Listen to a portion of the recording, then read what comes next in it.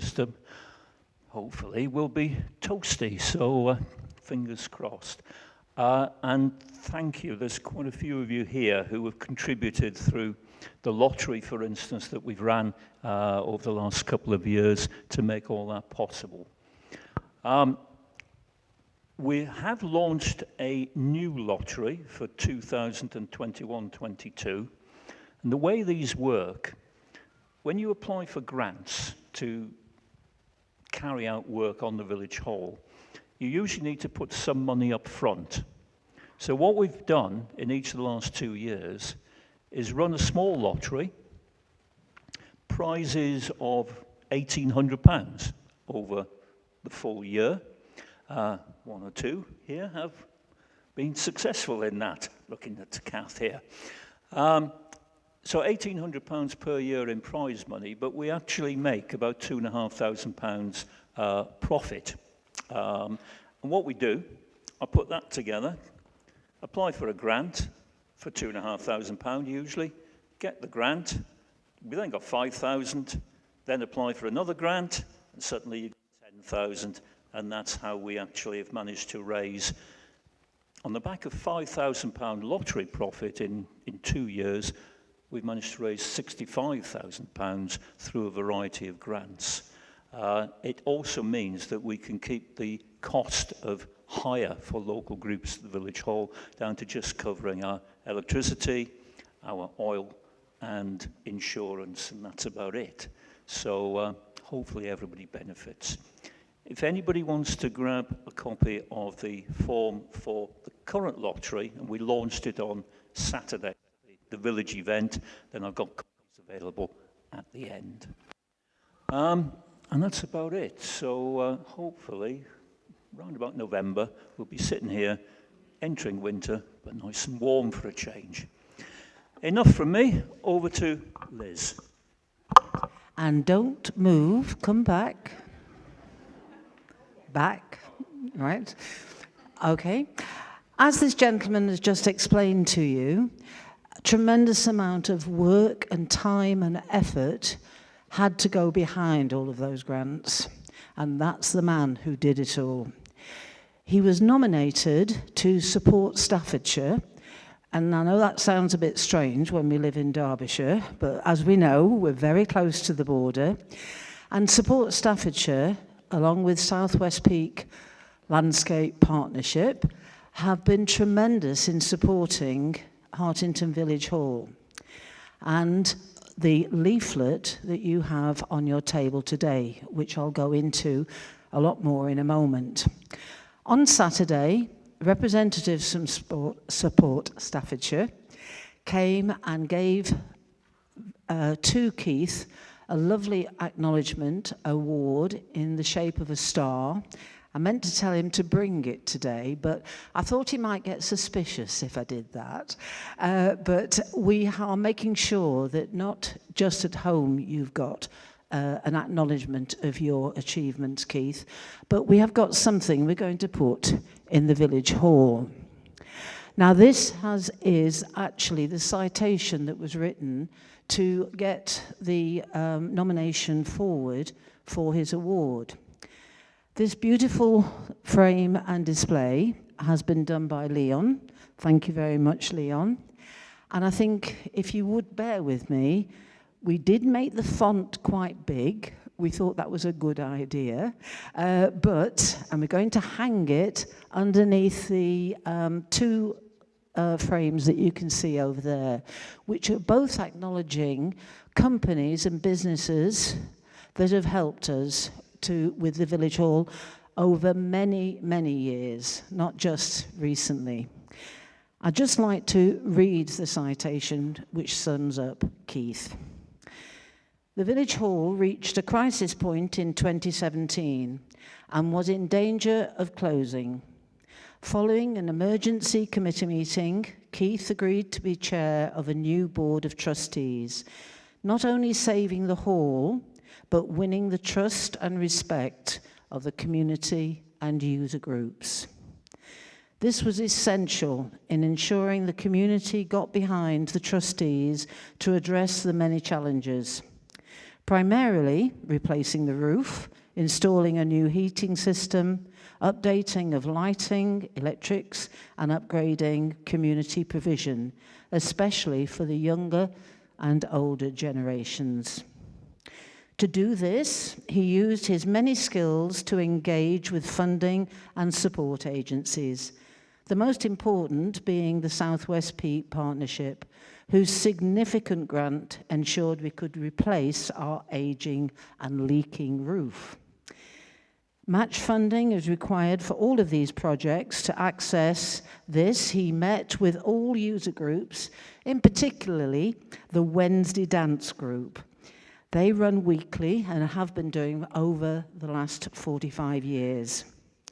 Of the 60 plus attendees, 80% of them come from the Staffordshire Moorlands and other Staffordshire areas. This is also true for several other groups: badminton, children's activities, craft and flower arranging, Pilates, and most importantly, the Rural Social Group. This provides an informal opportunity for many of our more older members to meet with a cuppa and a cake. They receive presentations from a range of speakers, as well as access a small digital hub and book swap area in the hall. And if you didn't know where that was, it's just through the blue curtains.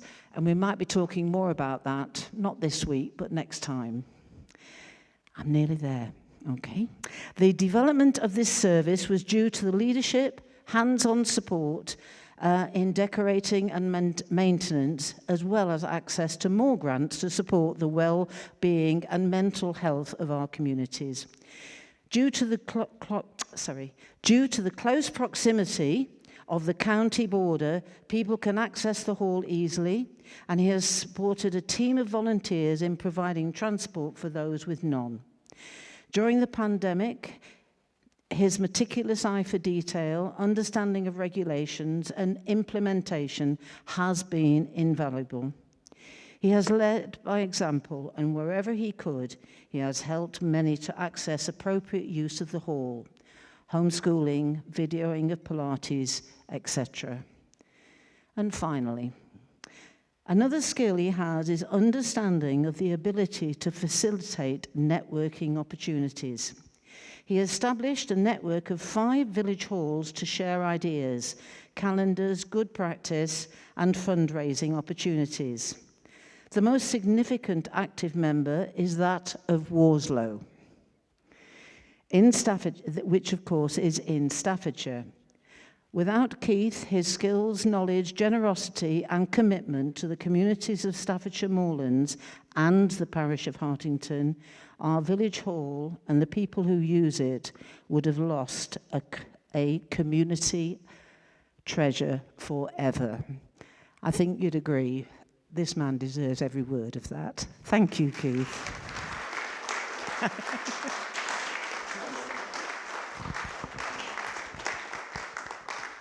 This lady has a habit of embarrassing me because she knows very well that I was somewhat taken aback when I was told that I was even nominated. And let's be very, very clear. The fact that we've got a hall that is now financially stable, has a roof, will have a new heating system, that's because the community's got behind it. And so many of you have put time in, either through volunteering, your valuable time, buying a lottery ticket, or whatever it is. But Liz, my fellow trustees, and the wider management group, there's 14 of us, we couldn't have done it without the community.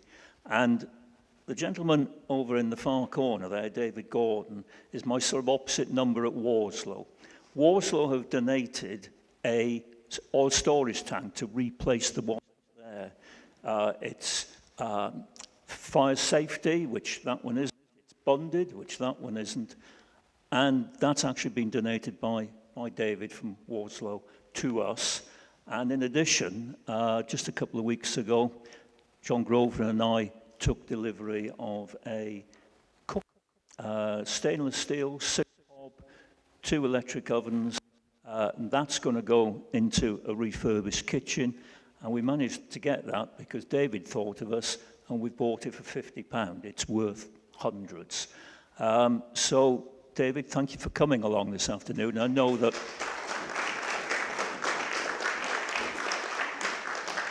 David's also personally contributed quite a few of the memorandums over there that Liz is going to mention. Anyway, enough from me, but I am so seriously embarrassed. Right, okay. You can sit down now. Okay, thank you. Well, as you can see on your table, you do have a leaflet. If you need any more, I've got some more on the table. These are for you to take away, and for members of the community that aren't here today, we will be sending them round with the news and views. This leaflet, which is a trail around the village, so when you open it up, you will see there's a map on the inside. And that map shows you the position of all the different houses we're going to talk about. Leon has been extremely helpful in getting this to the stage that we're at now, and he's very kindly going to press a button on the computer when he needs to, because I don't know how to, just so that we've got something to look on at the screen as well. The trail was designed primarily for visitors, but the information in it is very much from people in this room. People who've shared their memories of what they remember their parents have told them, and in some cases, particularly with our wonderful Eva, who's no longer with us, she remembers very clearly what it was like, aged 18 at the time. And she has contributed many of the memories that we find here. But we know there are still a lot more. So as we move through, starting at the pump, okay, on page 1, as we move through, I'm going to pause, because I know certain people in the room might have a bit more information for us as we go through. So, are we all ready with our page 1? Well, that bit. Start at the pump. And of course, what we've got then, okay, is the cheese shop. We've called it the cheese shop because that's what it is now, as you can all see. Now, the cheese shop, as it explains here, was the business office for the cheese factory, and payments to the workers were made on a Friday afternoon. During the war, allotments were behind the cheese shop, well used. Now, your picture on the front page, not very big. The second one on the right-hand side is an old picture of what the cheese shop looked like when it was in the 1940s, 50s, and well into the 60s. I know that I was a little bit hoping Margaret Partridge might have been here, but do we have anybody else who went to the cheese factory at that time? I know, no, nobody can remember. All I can remember is going, because I lived at the Devonshire, my parents on the Devonshire Arms, and I used to go and fetch at Christmas time a big Stilton, and I'd go in there with some money to pay for it, and they were sat on chairs behind very tall desks. A little bit like Oliver Twist, the Dickens story, Bob Cratchit. Chris, thank you, Janet, my book buff. And it was quite an experience. And then we carry the Stilton back across and scoop out the middle and pour in the port. That was apparently how you were supposed to eat it. Okay, so now we're moving round the pond, and between the cheese shop and the old post office, of course, Janet lives, and that was the police station, I believe, Janet, at that time. Sorry, it's called the police station. Right. Okay, now, I've forgotten two things. One is that we are recording, I've lost Leon now. Has he gone? Oh, it's recording. Okay, and the other thing I forgot, Janet, would you mind being my gopher with the machine? And so then, no, yeah. Yes, would you like to tell us again, Janet, what you said? Because the recording won't have picked it up. I said that the police house was next door to Staley Cottage. Ted Oliver was born in that house, and the policeman came to live next door. Next door, thank you. Not me. No, not you. Obviously not. No, that's lovely. We obviously couldn't fit every house into the leaflet, but that's the reason today why I'm wanting to get some more gems of information, just like we've had for Janet. Okay, so the old post office. Let's see what it says. A lady called Mrs. Hudson lived here with her son Frank. She would have lodgers, one of which was Miss Salt, who had been a postmistress. Some of the teachers of the evacuees from Manchester were also lodged here. Now, of course, the reason it was called the old post office was because Miss Salt was the postmistress who was based there. As we move further up Dig Street, we come to Watergap, a most beautiful, beautiful building, and I feel sure none of you will have seen it looking like that, because of course since then the surgery has taken over all of this area in front. There are trees, and that was what it looked like in 1945, I think, Mary, something like that. And of course it's Mary's grandparents and great-grandparents that lived in the house. As it says here, 3 generations of the farming family Critchlow lived here. The youngest, John Critchlow, with his dying grandfather, James Finney Critchlow, saw the Spitfire crash in Factory Lane from an upstairs window. Mary, I know you've got a few more little things to add to that. Can I say I wasn't here in 1945? No. Yes. But yes, it was still like that in the early 50s. The Spitfire didn't crash in Factory Lane. Dad was upstairs with his grandfather, heard the whirring of the engine and knew that there was a plane descending very low.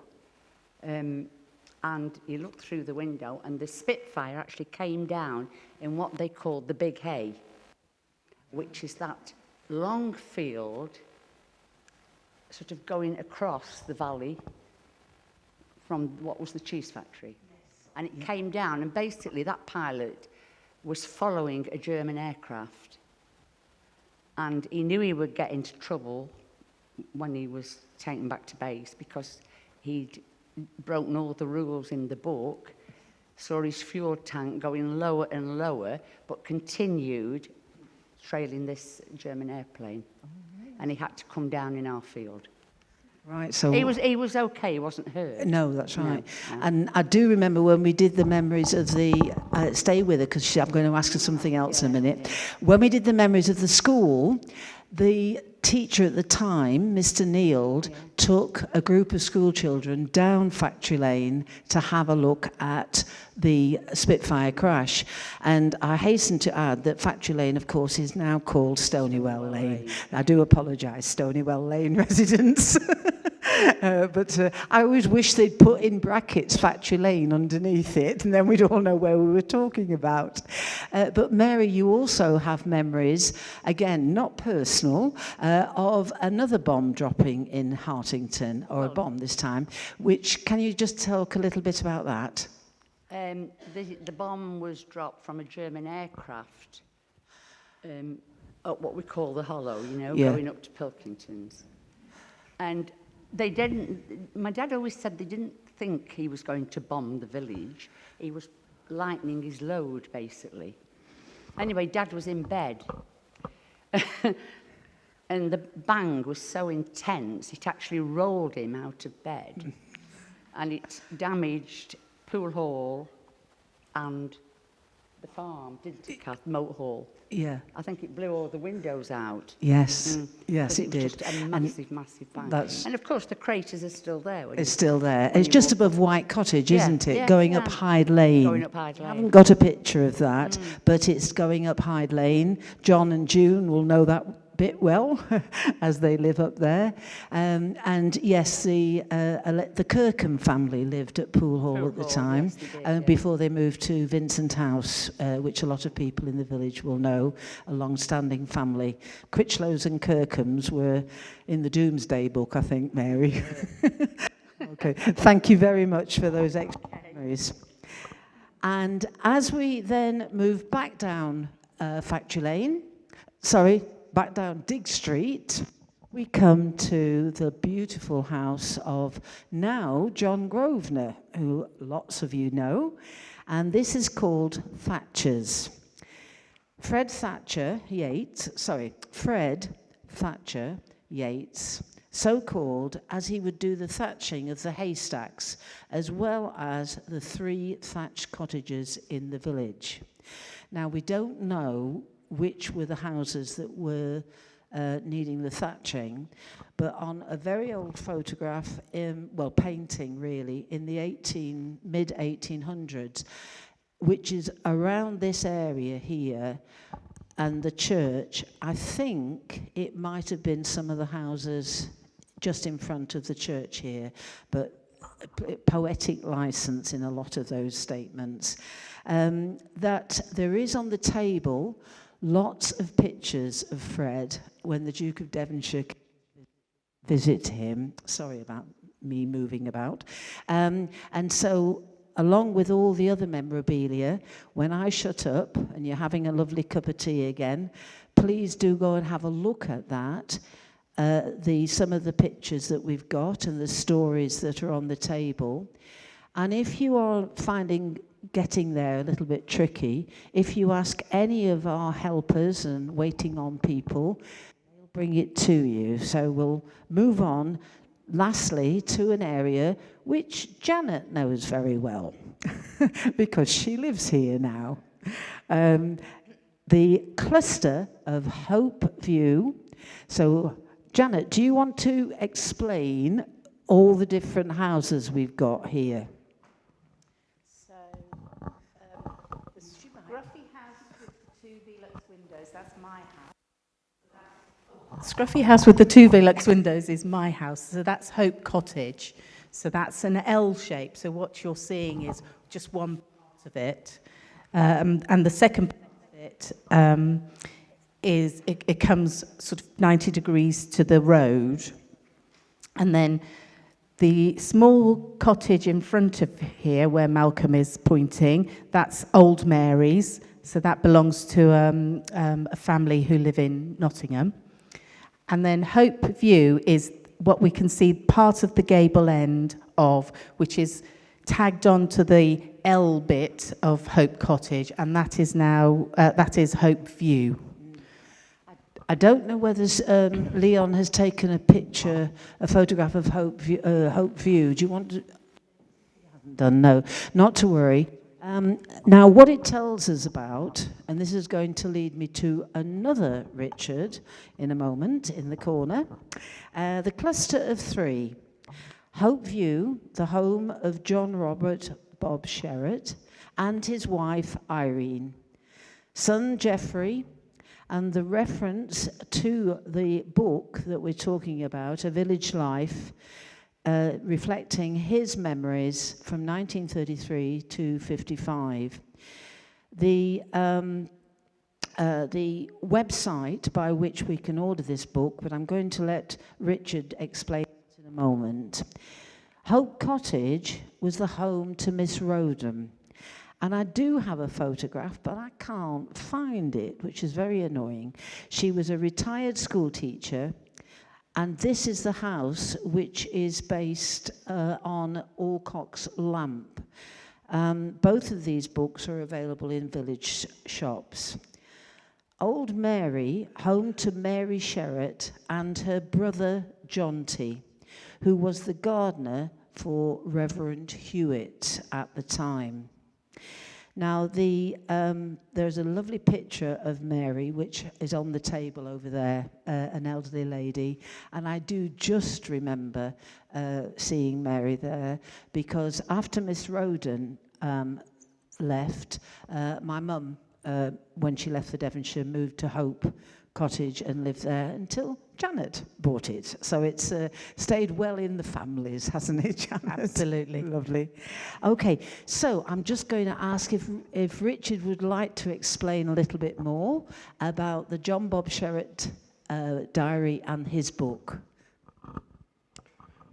Thank you, Liz. I should imagine most people in this room have seen A Village Life, the book the history group worked on for several years, which was published 2 or 3 years ago.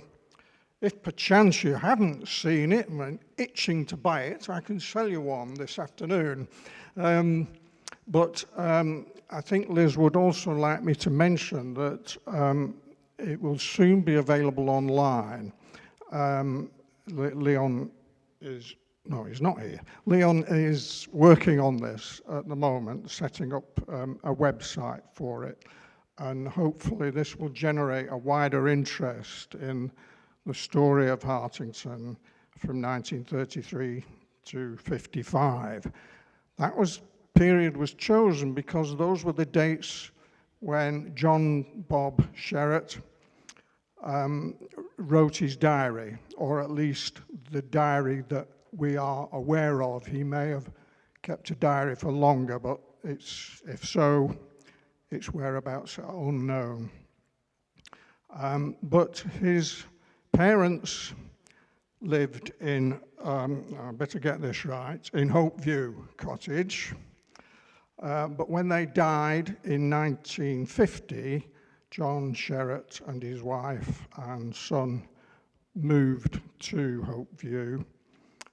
And lived there for the rest of his life, where he supposedly had a very fine garden. He was a noted gardener, was John Sherratt. A lot of the memories in the book are based. Well, they're all based on John's diary, but there is also a great deal in the book of memories from people who are still here, still alive, and who can remember some of the things that John Sherratt referred to. The history group is now awash with information which we gathered during those years of research, which never made it into the book. It would have been a very long book. One of our jobs really is to bring all that knowledge and information together, and some of the memories that you will perhaps present us with this afternoon will add to that great store of knowledge about Hartington in the past. Okay. Thank you very much, Richard.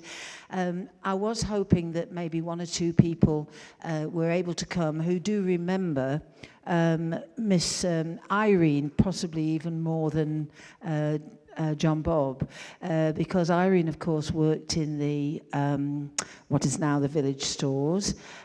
Is there anybody here, Kath, were you involved with, did you know Irene at all? You did know Irene. And Audrey, I bet you knew. Can we get these ladies to give us a few memories?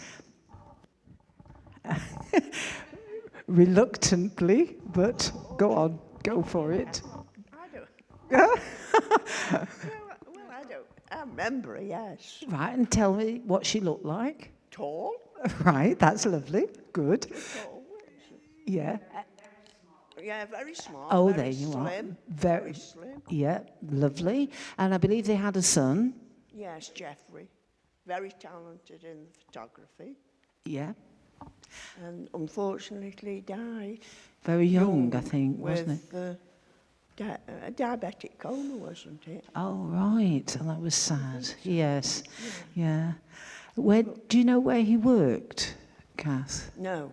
Right. no. I think it was. I think he worked at the research. At Yeah, Buxton. Mind Research at Buxton. Yeah, yeah. That's where at Harper Hill. Sorry. Yeah. Yeah. And I think I know Richard's done a lot of that research, but I know people like Rosemary from the Barracks Farm. She would talk a lot about remembering Irene in the shop, yeah. Church person as well. What's that? She was a big church lady. Very big church, and so was John Bob, and they would sing, wouldn't they, in a beautiful choir. And in fact, the memories, I'm not going to dwell any longer because I'm mindful of time, but please do have a look at the display board that Richard has put up in the corner there for us, because it does tell you all about how on VE Day they went to church and had the wonderful celebrations. And I think that was when they went to the pub afterwards, to the Devonshire, and sang round the piano. We certainly did that on Sunday nights anyway. But let's move on, because I'm very mindful of time. And I do want, well, if we don't get to the end, we'll have to do it again another time. Okay, so we're now on to number 2, Church Street. And Jackie will be very pleased, because we're going to show a picture of where she lives. The old vicarage. It's a beautiful, beautiful house when you're looking at the pump to the left-hand side. And this, it tells us here, was the home of, in 1945, Dr. Twigg and his family lived here. The surgery was within the house and only moved after his death in 1949. He had a distinguished career in World War I, and these records are in the church. Well, they'll be back in the church. Now we're going to be open again soon. And it really was quite an incredible gentleman. Dr. Twigg, I know he had a car, and I think I might have this wrong, Mary. Did Jack Salt... He was the chauffeur, I did have that right. So we'll maybe come to that again in a few minutes.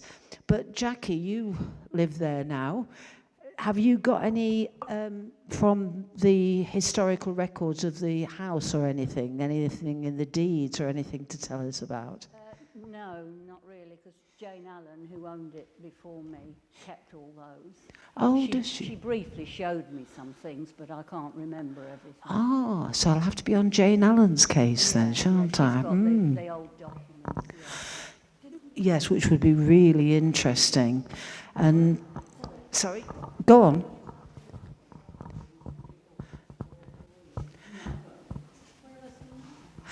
Right.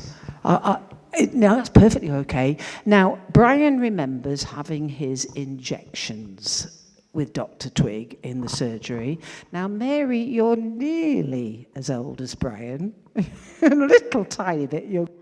Did you go to Dr. Twigg's surgery? I went a lot.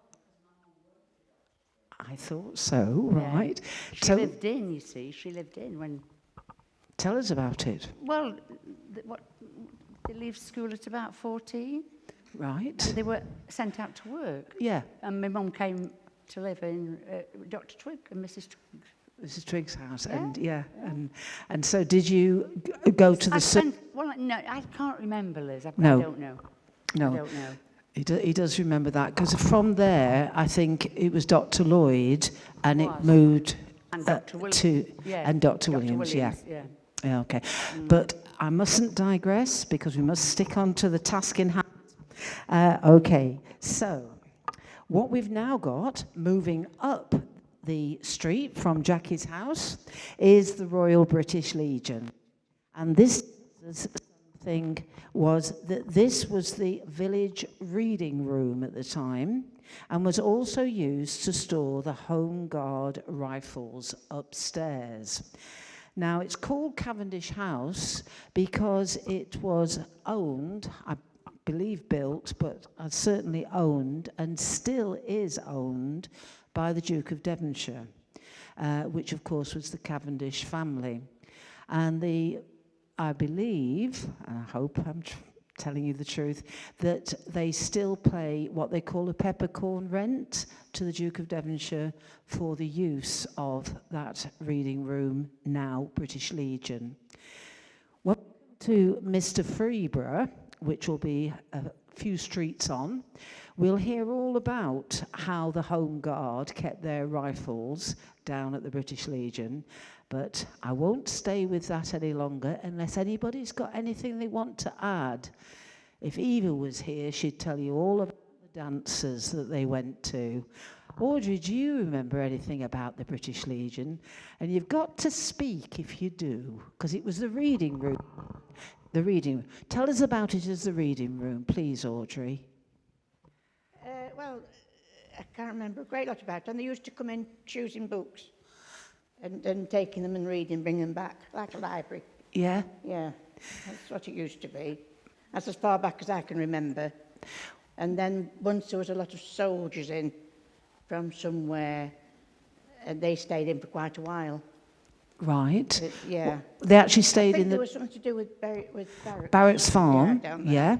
Yeah. Yeah. And did they actually have dances? And wasn't there something upstairs? Mr. Broomhead had a, what would you call it? Furniture. Yeah, all kinds of things. Sorry.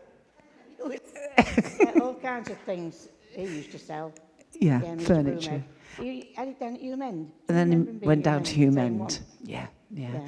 So it's had quite a varied life, hasn't it, Yeah. the British Legion? It used to be, as far back as I can remember. Yeah. Yeah. Oh, that's lovely. And of course, the home at some stages of the Oddfellows as well, but that's definitely a story for another day. Thank you very much, Audrey. And now, as we move up, we've got the Old Dame School. Now this, we're coming back to you, Audrey, in a minute, sorry. This was a wonderful shop run by Mrs. Lillian Kavanagh, Audrey's mum. Mr. Thomas Kavanagh was one of the posties collecting the post from the Hartington train station for sorting at the post office / cafe, which is now Dauphin Antiques. The sign said Clarion Cycling Club. Now you can't see it on there, but on the picture in the on the page where the map is, if you go across from Watergap Farm, then you've got Church Street. You can see Dr. Twig's car at the bottom of the road. And then you can see that sign, which is right on the corner of here. So it's just there. And that was the Clarion Cycle Club. And what Audrey was telling me about that was that they would visit on a Sunday evening for ham and eggs. And the shop closed in 1968.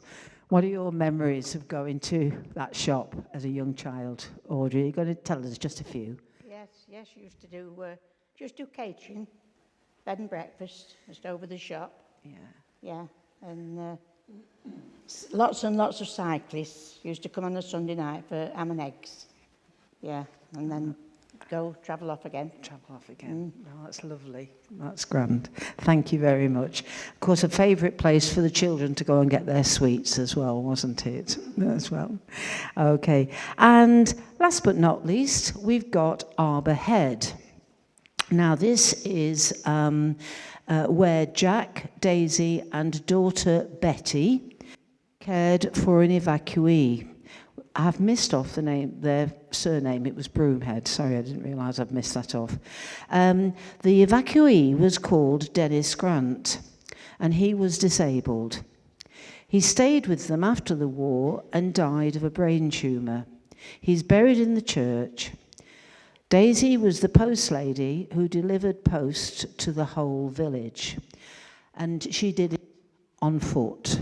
And I'm sure a lot of people in the room who were around, I know Audrey, you'll remember them coming to Nettletor Farm as well, that Daisy was a really amazing lady. And again, I've got some lovely photographs of her on the table over there with Betty, her daughter. And Dennis, I don't know where Dennis came from. I don't know whether anybody else does, but he did stay. Oh, sorry, Richard, you know where he came from. Essex. Right, because when we get round to evacuees, which might be next Christmas, the way I'm going, we have got in here some fantastic stuff about the evacuees, and most of the evacuees came from either Manchester or Leigh-on-Sea, Essex way. And we think it's something to do with the train routes, the way they were running at the time. But we've got lots of stories, and Audrey is an absolute master on evacuees, because you remember being with the little girl, don't you? Yeah, that's right. And we've got a picture of the evacuees. This might be a good moment just to have a look. The picture of the evacuees is inside. I've not got one on there. Bottom right-hand corner, sat on the village pump with the evacuees. And with lots and lots of stories, which I am not going to go into today, about how the school had to do 2 half days. For the morning was for the children in the village, and the afternoon was for all the influx of children that were evacuees. But there's so much in here, I'm going to give you a chance to have a look at that afterwards.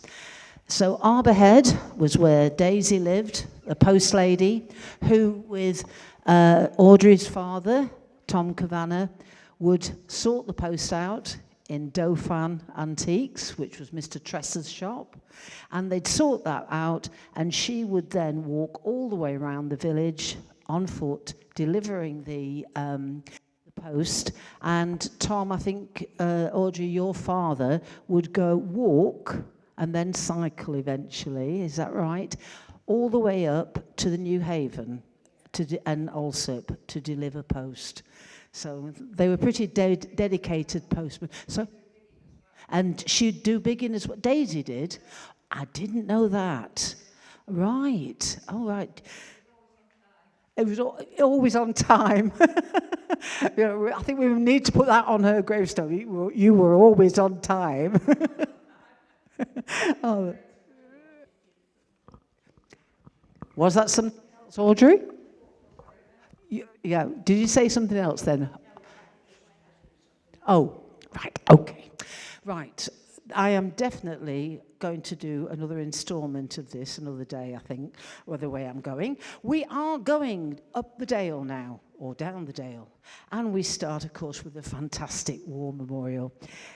This is a Grade 2 listed monument, which was dedicated by the Reverend Hewitt with the Duke of Devonshire. And we've got some lovely photographs of all that happening. On VE Day in 1945, there was a bonfire held in the field behind the memorial. This was the site of the village slaughterhouse before the memorial was built. Now, I'm glad you're hovering around Audrey, because it was Audrey who told me about the bonfire. So you tell us about the bonfire, because you remember it. Well, only vaguely, but it's a wonder nobody else remembers, doesn't anybody of my age? Your age, I lit it. You lit it? Oh, did you, Janet? Oh, well, good. Oh, right. Anyway. In case the machine hasn't picked that up, Janet Oliver, who was then called Janet Raworth, with her father, lit the bonfire.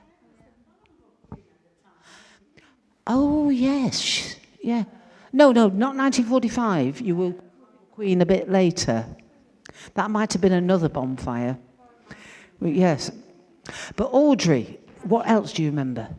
Well, I remember somebody getting drunk and almost falling into the bonfire.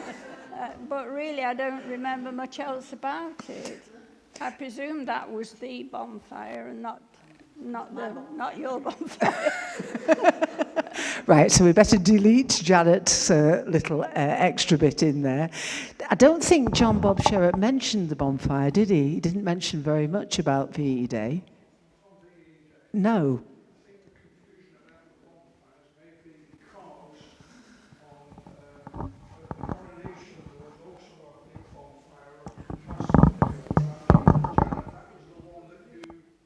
Yeah. Yes, yeah, going up on Mawson's ground anyway, wasn't it? I thought the one was behind the war memorial that I remembered. Right, I knew we'd get some controversy coming in, very gentle controversy. We shall do further research, ladies, we shall. Right, I'm mindful that your ears are now heavily laden with my voice. I know we only got to number 3, but I think possibly this could be a good moment, do you think, to maybe have a little break? And more cuppers. Is there more cake left? A little bit. So it's right, first come, first served. I've still not had my piece. No, I'm fine. I'm on a diet. And then we'll resume again because we've also got some information and another little story, which is not me talking. It's from Hazel about Mr. Bunting and his funeral, but also a little story as well. So, lots of cups of tea. We'll start again in about 10 or 15 minutes. Okay, thank you. Okay, so thank you, Mr. Button Pressure. Thank you. So this is where we got to after we'd left the War Memorial. And, oh, by the way, Richard found in John Bob Sherratt's diary an actual recording which was written on the day that the behind the War Memorial was bonfire and fireworks. Tom was telling me about it was Jack Chadwick who was lighting it. Yes, Audrey remembers. Yes, thank you. Bit worried about him falling in the fire, I think. Was that the memory? Yes. I know Audrey referred to somebody nearly falling in the fire. And also, John Bob Sherratt did say on June the 2nd, in 1952, and Mary, who's had to go, does remember this as well, up in Castlefield, which is going up Reynolds Lane on the right-hand side, there was a big bonfire up there, and that's the one where Janet lit the bonfire. So I think that was, got that one sorted. So on to Dale House. This is the beautiful Dale House. Mr. and Mrs. Birch and son Fred lived here. Mr. Birch was an undertaker, carpenter and wheelwright. His workshop was up the woodyard. And if you're not sure where the woodyard is, then if you look at your map and if you follow around from the War Memorial towards the post office, okay, so we've turned left at the War Memorial, and we have gone past the post office, and the woodyard is just going up that dead end there. It wasn't a dead end in the days gone by, but there was a public footpath over there, and that's the way that Eva would go to work at the shop, which was Miss... Oh, forgotten, Audrey. It was at Alcock's shop, which is Minton House, where Judy lives, all right, and some new people that have moved into Minton House. Anyway, I mustn't digress. He, as it says here, his workshop was up the woodyard. It's known that they had at least 3 evacuees: Gordon Fletcher, Frank Perry, and Eric Outhwaite. Really good Manchester names, I think we've got there. On returning home, Gordon was killed in an air raid over Manchester. Letters from the family to Mrs. Birch have been archived in the history folder, and it's the white folder on the just in front of the blue book there. Been showing that to Audrey as well, because the memories of her little friend, there's a lovely picture of Audrey here and the evacuee up here, down at the bungalow where you now live, Audrey, and a lovely letter from the police constable in Southend saying thank you to Audrey's parents for looking after the little girl, the little evacuee. And I'm going to actually conclude with the school, and that'll leave us time because there's so many stories about the Bailey and the Holloway family. And as we know, Bill Bailey's on the War Memorial as one of the 2 people that died during the Second World War, along with Jim Bates. So what I'll just go through with the school. The head teacher was Mr. Noten until he retired in 1943. After a gap of 2 years, it was filled by Mr. Guise. Mr. Neild was appointed in January 1945. There was room for a junior and senior class, and the infants were taught in the village hall, this very place. The schoolhouse where Mr. Neild lived is just on the other side of that roof with the skylights in. And that's where Anna Wardle lives with her little son, Harry. At one stage, there were so many children, including the large influx of evacuees, they only attended half a day. The village children in the morning and the evacuees in the afternoon.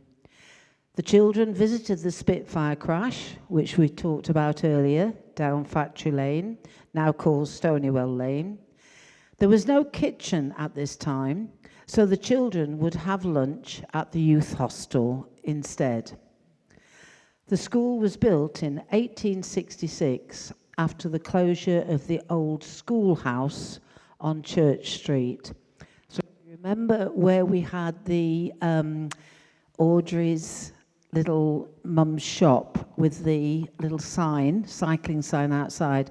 On the other side of the road there, on the left-hand side going up Church Street, is the old schoolhouse. And there's about 3 days of stories around that, so I don't think we better get into that one today.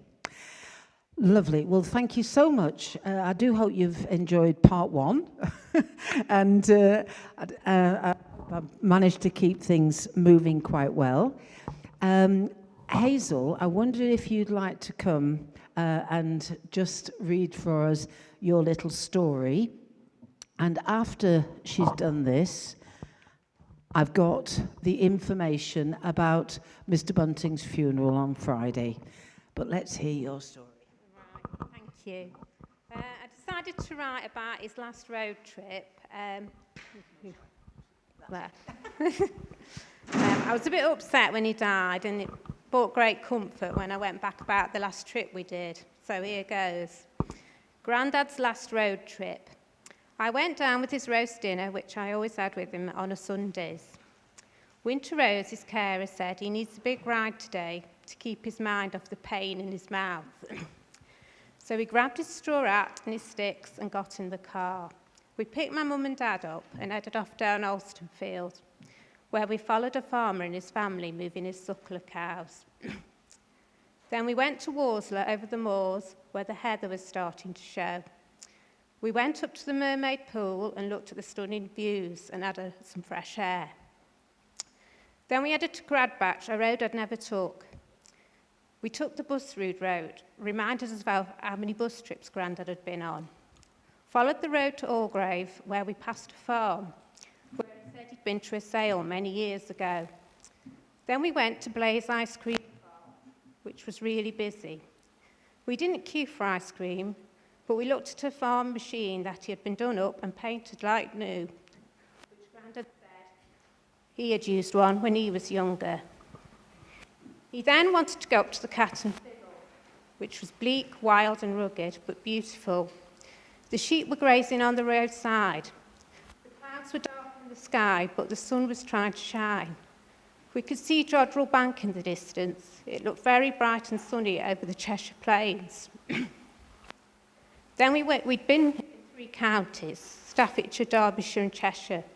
We turned back, we cut across Saxe Edge, saw Bangor Races and went down the valley, past our farm where Grandad's mother was born. Then headed to Ernsterdale, where a herd of Holstein Friesian cows were being brought in for milking. Came back, top of Hartington, where Round Bell silage was being made. We arrived back in Alsop after a 2-hour trip. Although in pain, he got out of the car on his sticks, went up the steps into the house and looked back at us. It was to be his last goodbye with not knowing.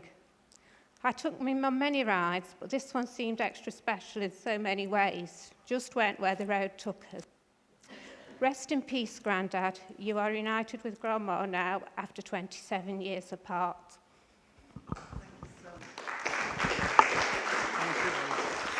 Thank you, Hazel. That's very, very brave of you to be able to say that, because I know how much he meant to you, and he meant to all of us. Apologies, I didn't explain who Mr. Bunting was to some of you who've not been before, but Mr. Bunting, aged 90. Oh, 100. Oh, yeah. Yes, we did celebrate his 100th birthday in June. Right, okay. Good on numbers, me.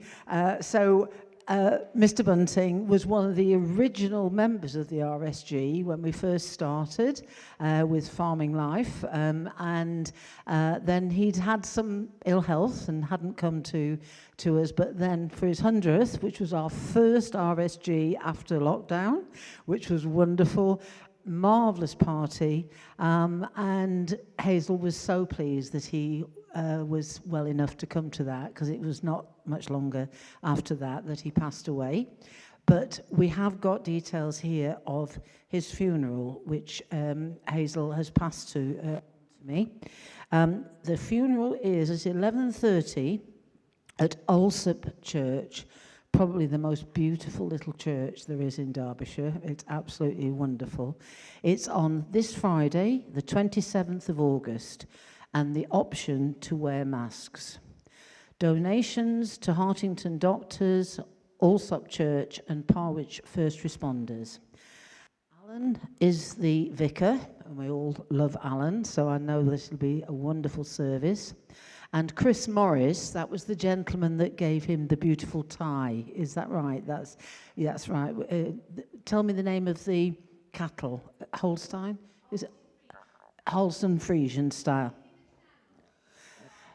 He's the chairman of Farming Life. He's the CEO, I think, of Farming Life. But it was so fantastic. I don't think there's many of those ties knocking around, are there?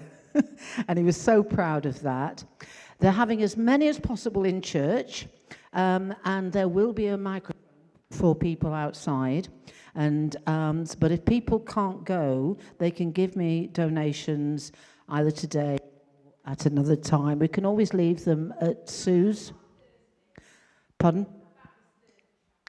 Yeah, you'll be back at the shop on Thursday.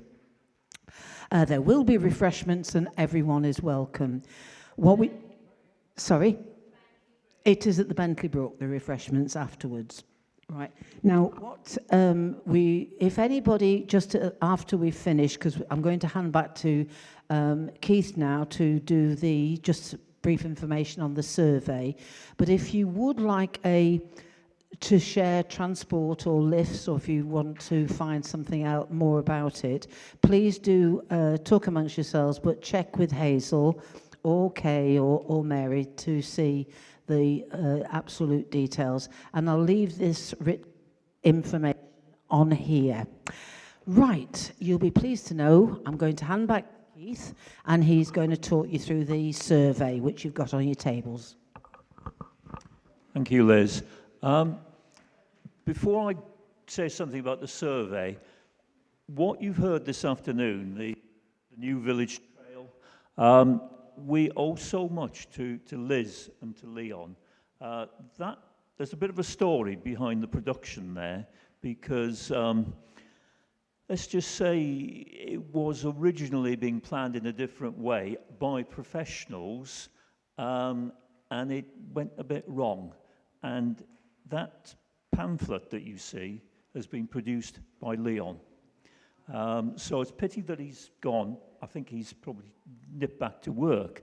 But it is quite fantastic that we've got a guy in the village who's got the kind of skills to put that kind of thing together. And he's working on it becoming interactive for those of you who are into information technology in a big way. But it is Liz who is at the centre of so many things that we do in the village that has been absolutely key to pulling this together with quite help from a number of residents in the village. So hopefully a valuable resource going forward. But great. Thank you very much, Liz. Hazel, on occasion, I've had to speak in public in connection with either a family member or a colleague who has passed away. I thought you did your grandfather absolutely brilliantly proud. Well done. I thought you were a fantastic young lady. Thank you. Last, when we started these rural social meetings, I think it's about 3 years ago, we were running them together with the Farming Life Centre, which some of you will know is now based at Bakewell. Now, increasingly, we've taken on board the organisation ourselves, although Rachel Metcalf and Lorna Critchlow, who both work for the Farming Life Centre, do occasionally still pop in, I think mainly for the cake. But increasingly, we're doing it ourselves. And it's important that we deliver topics, ideas that are useful to you. And therefore, we thought it timely, in looking ahead to 2022, that we try and get things as appropriate as it's possible to be for our community. So if you could spend a few minutes before you depart this afternoon filling in, just giving us some of your ideas and views. We also are taking the opportunity to flag up the return of some popular activities that were running very successfully before lockdown. So for instance, every Wednesday evening there is a social dance club.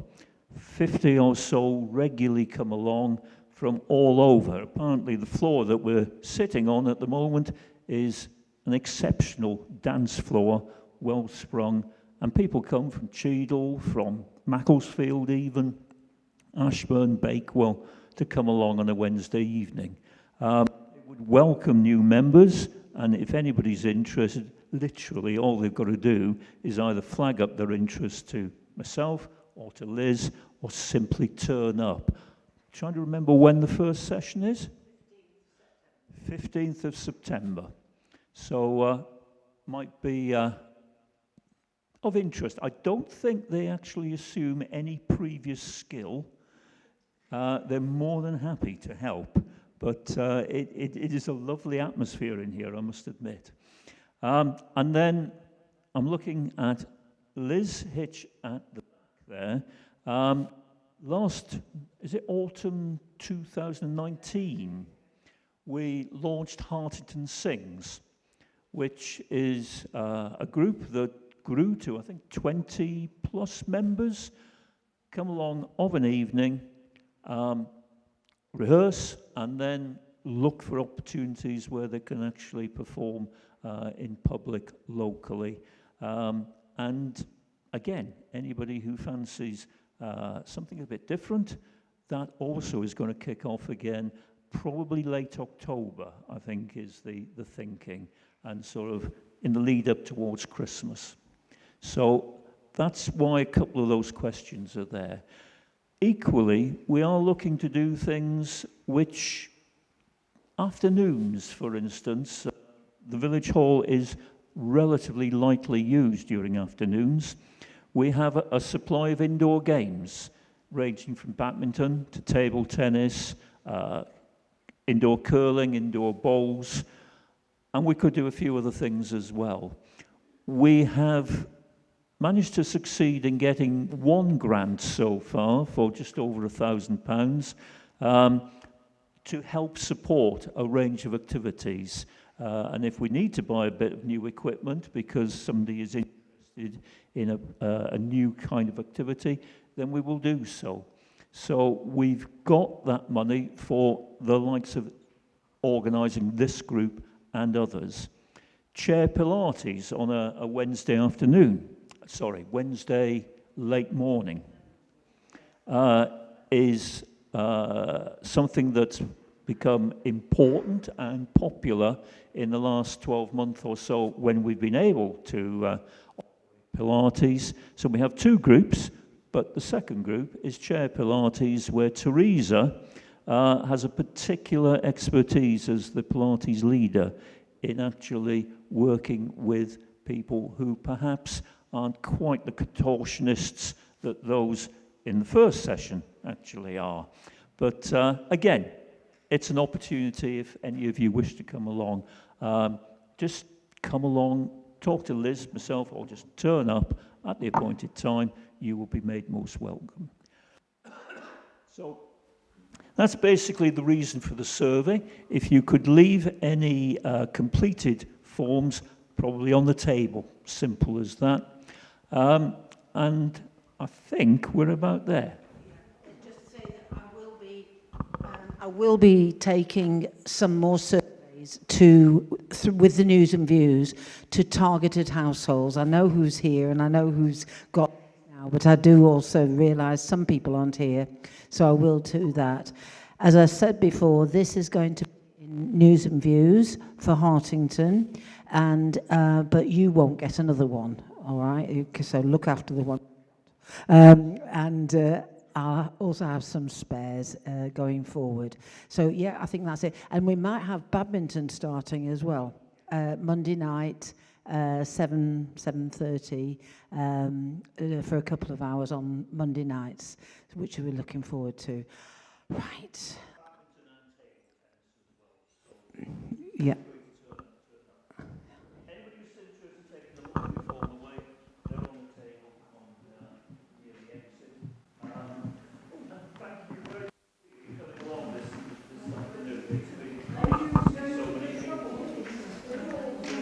Good, I'm glad. And there's still some more tomatoes, cucumber, jam, courgettes, beetroot, and, oh, the beans have gone. No beans. Oh, my parsley's gone as well. All right, and if you want any more, just shout, because I've got a garden full. All right, so please, I'm very happy to take orders.